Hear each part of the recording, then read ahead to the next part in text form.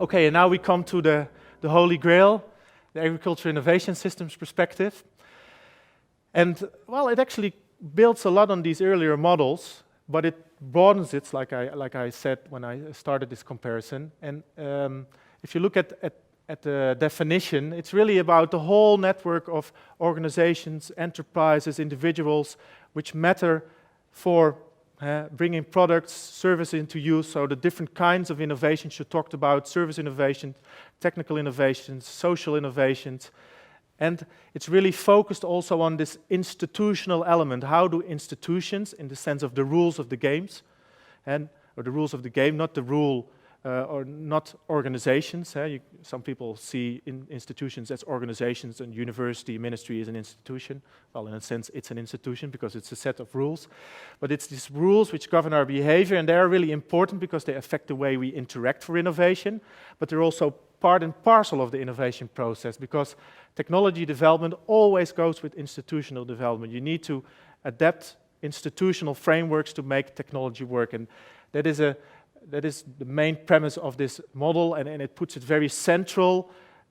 So it's really on working on what we tend to summarize as working on the hardware, the software, and the orgware. So the hardware is the technology, artifacts. The software is all the types of knowledge involved, and then the orgware are the institutional conditions for making innovation happen, but also they are the institutional conditions that are integrated within innovation itself. So this is really about making this good match between hardware, software, and orgware. So agriculture innovation system thinking and practice emphasizes the need to consider the full value chain and create interaction throughout the chain. So you see here some primary actors, farmer, trader, laborer. Well, this picture is very much from developing country context. That's, I think, where they put the laborer so prominently in. But you see there's a whole range of actors here from the value chain, but also you have chain supporters. So here's kind of the RD&E complex, but also government is a very central actor, not just a passive actor, but an active actor in innovation systems. Also, financial services are important, and consumer is important. I would also say NGOs are important, protest groups, they all matter for innovation.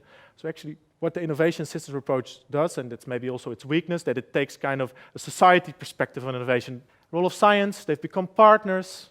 The role of farmers, they used to be adopters or laggards, and now they're seen more as partners, entrepreneurs. They exert demands on the system, and also in the agricultural innovation systems approach, this plurality of development directions is being recognized. So what is a laggard from one perspective is an innovator from another perspective, and that is being recognized much more centrally in the agricultural innovation systems approach.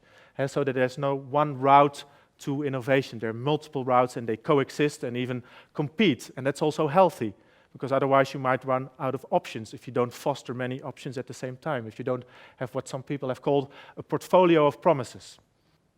Well, this is not me. It could be me, but I feel pretty okay, so keep the defibrillator there where it is. No need for it now.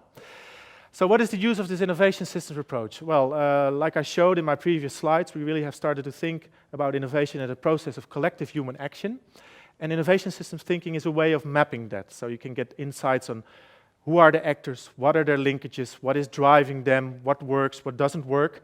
So particularly the use for analysis, but also for intervention, is detecting what isn't working. We have kind of an ideal picture of what an innovation system should look like.